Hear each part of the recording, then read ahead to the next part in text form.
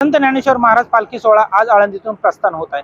याच पार्श्वभूमीवर आळंदी प्रशासनाच्या वतीने जय्यत तयारी केल्याचे पाहायला मिळत आहे। गेले 4 दिवसापासून बंद असलेल्या वाहतुकीसाठी बंद असलेला पूल आता प्रशासनाच्या वतीने खुला करण्याचे काम सुरू आहे। आपण पाहू शकता याच पुलावरती गेले 4 दिवसापासून पाणी होतं।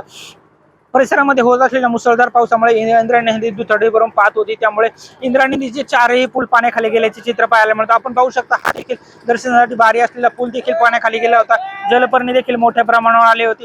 हा अजून देखील नदीमध्ये मोठ्या प्रमाणावर पाणी आहे, परंतु धरण क्षेत्रातून पाणी सोडण्यात थोडंसं कमी केल्यामुळे आता पुलावरील पाणी ओसरले असले तरी या पुलाचे स्ट्रक्चर ऑडिट केल्यानंतरच हा पूल वाहतुकीसाठी खुला करण्यात येणार आहे। प्रशासनाच्या वतीने देखील या पुलाच्या कडेला संरक्षण कठडे असतील, ज्या खबरदारी घेण्याच्या अनुषंगाने प्राथमिक तयारी आहे ती करण्याचे काम प्रशासनाच्या वतीने चालू असल्याचे आपण पाहू शकतो। या पुलाचे स्ट्रक्चर ऑडिट केल्यानंतर हा पूल वाहतुकीसाठी दुपारनंतर खुला करण्यात येईल असे प्रशासनाच्या वतीने सांगण्यात येत आहे। गेले 4 दिवस बंद असलेल्या पुलामुळे प्रशासनाच्या वतीने अनेक आळंदीमध्ये येऊ नका असे आवाहन प्रशासनाच्या वतीने करण्यात आले, देखील सकारात्मक प्रतिसाद दिल्याचं पाहायला मिळत आहे। अनेक भाविकांनी अनेक दिंडी सोहळ्यांनी आळंदी परिसरात पुणे शहरा परिसरात मुक्काम केल्याचे पाहायला मिळतं। आज देखील आळंदीमध्ये दरवर्षीप्रमाणे कमी गर्दी आपल्याला पाहायला मिळत आहे।